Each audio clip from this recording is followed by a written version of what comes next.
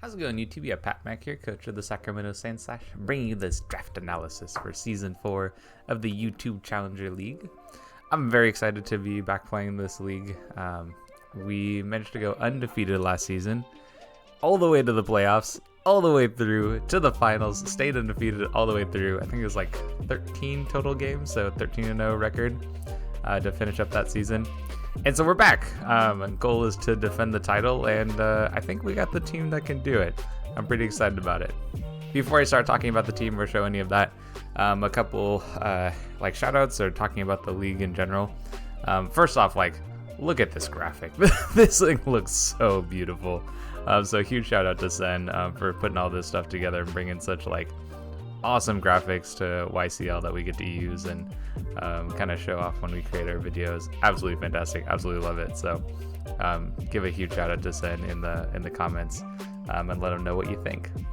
Also, I want to talk about the format for the league because we are so close to the to BDSP. Oh man, I almost anyway, BDSP. We wanted to create a league that was slightly shorter than a normal league would be. So we have 4 groups of 6 coaches each, and you play round robin in your group. So we'll play 5 matches before playoffs start, and top 3 make it into playoffs, and then there's the playoff system, blah blah blah, all that stuff. Anyway, so like five games is like pretty short, right? And every one of those games is going to matter so much just because of the length of it. And I'm rambling on about a lot of stuff that you may or may not care about. You're here for the team. So let's go take a look at the team that we drafted. So there it is. In pick order, Ager being the first pick, Dino being the last pick, and all the way through. I'm not going to actually talk very much about the setup that you can see here because there was a grace period to make transactions, and we made 3 of them. Entei, Clefairy, and Aerodactyl all left the team, and our new team, we picked up Diancie, Torracat, and Starmie. So you can see there's the full team there. I guess it might be worthwhile to talk about like why I made those changes and kind of what I saw in the team. Before the changes that kind of like led me to kind of want to make those. One of those is that previous to drafting Starmie, I guess Aerodactyl technically has defog, but our like hazard removal was basically Mandibuzz. So I wanted to pick up something that was like a little bit stronger in that regard to be able to remove those hazards. So Starmie was kind of an option that I saw on the board that could let us do that.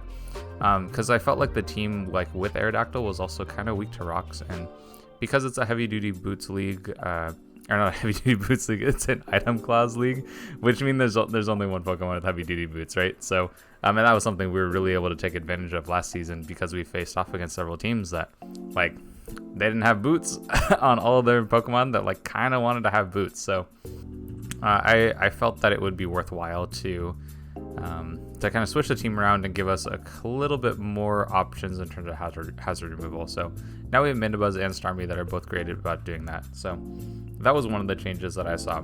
Another one is that I liked Entei, but I kind of wasn't too like in love with the pick. I felt like my team was a little like weak in terms of momentum, like gaining momentum off of like our mons coming in, and like Entei could come in and it could force switches, but then we didn't necessarily have the option to take advantage of that, right? By like having a U-turn, or by having a baton pass, or having a parting shot or whatever. So I think Torracat kind of gives us that option, and Torracat was something that I kind of had in my plan. I forget who it was who drafted it, but they ended up dropping it during the transaction period, that grace period. So I looked at that and saw that that was an option to pick up. And Clefairy, like, I wasn't too in love with it. It was like a slow momentum gainer for us, but it kind of felt like one of the better low tier options after Torracat got taken. So I kind of wanted Torracat more than I wanted Clefairy. So that was kind of the thinking behind it. That was one of the switches. And then I also picked up Diancie here. We had I think previous to this we had Roxanne, Swampert, Clefairy, and Aerodactyl. And so dropping both Clefairy and Aerodactyl, we kind of wanted to grab another rocker. So Dancy gives us that as another option for the team. And it's a Pokemon that I've kind of wanted to use for a while. So I was really happy to see that it was still there and something that I could pick to fill out our team. Okay, so let's talk about the team and why we picked what we picked and why we made the transactions and like how does the whole team kind of fit together in a general sense. First off, Aegis/Kyurem. Like, that's a freaking sweet first two picks. I was so excited to pick those two right at the beginning because it really gave the draft direction, right? Those two Pokemon, absolutely phenomenal, right? Like, a lot of versatility there. Crazy attack stats. Like, monstrous attack stats. I think Kyurem is like 130. Yeah, 130 on physical and special attack. Like, absolutely monstrous. And then Aegislash is 140 on both of those attack stats when it goes into that blade form. And then shield form, of course, it has those 140s as the defense stats. So, like, a really solid tanky Pokemon, too. I think the two of them support each other really well. Because they both, like, well, I guess it's more so Aegislash switches in on the things that Kyurem doesn't want to deal with. Which I think is pretty good. Like the fairies and the steel types and the dragons and the rock types, like all of those, and the fighting types, right? Like Aegislash covers all of Kyurem's weaknesses so well. So I really like the two of those Pokemon together. And after we grabbed those two, I wanted to cement a defensive core, and like I'm going to talk about the Mandibuzz and Swampert, and the Slowking, Galar, and the Audino.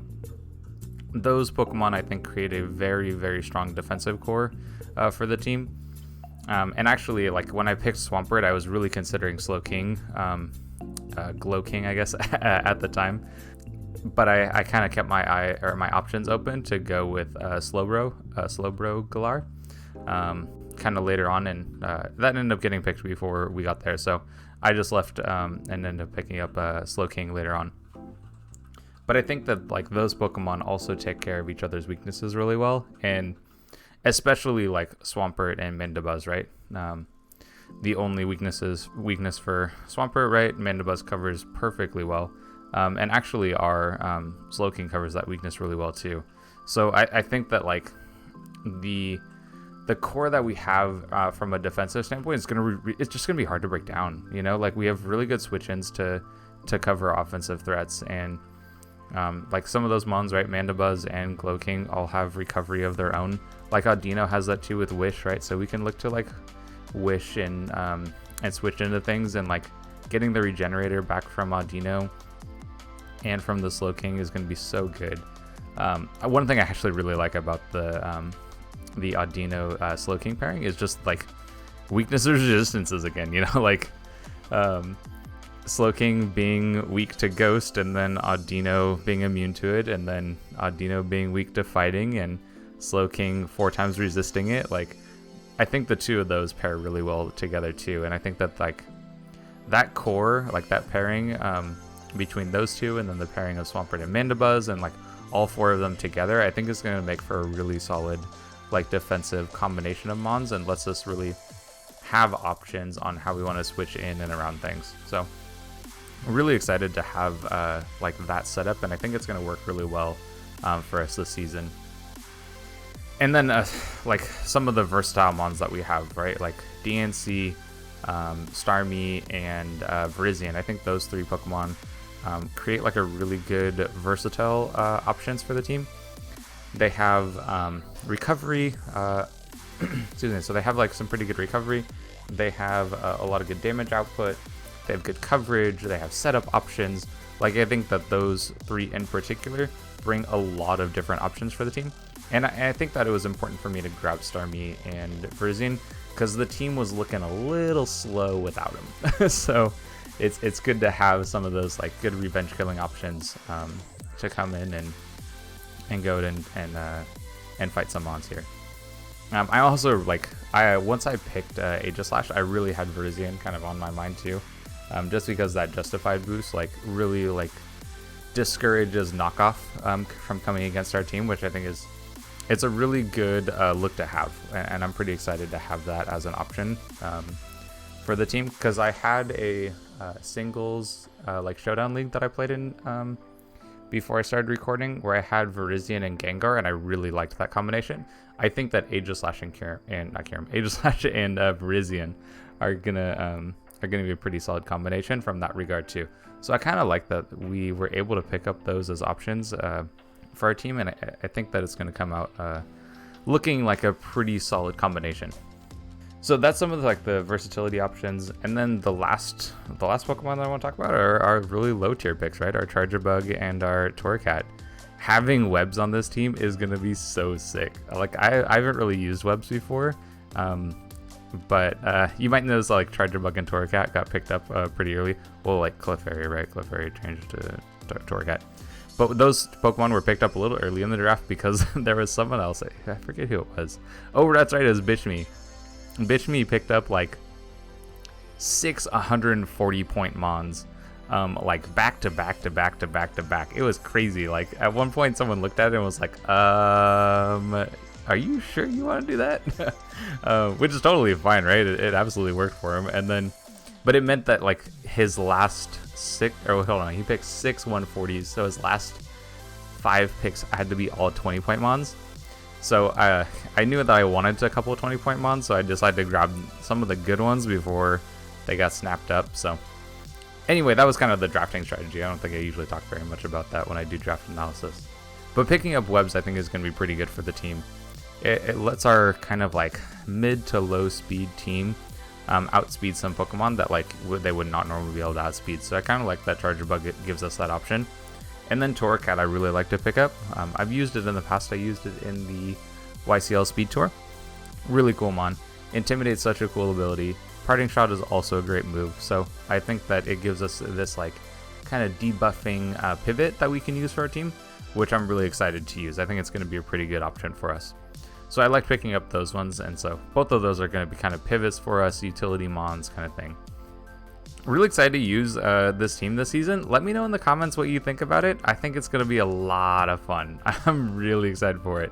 And I almost wish the season was a little bit longer so I could use the Pokemon a little bit more. But, you know, we're all very excited about what, I am definitely, about what Brilliant Diamond Shining Pearl is going to bring to the draft community. And so having this league end a little earlier than a normal league would gives us that option to go into Brilliant Diamond Shining Pearl if it has all the stuff that we wanted to have and we're able to make a league work with it. So anyway, I'm rambling on for a little bit too long here. Let me know what you think in the comments about the team. Share your thoughts. I love reading them. Love hearing about people's thoughts on teams and Pokemon battles and all that stuff. So this is going to be a continued league uploaded on Saturdays. So expect to see our week 1 battle a week from today. Very much looking forward to that one. And definitely like, subscribe, all that stuff. And we'll catch you on the next one.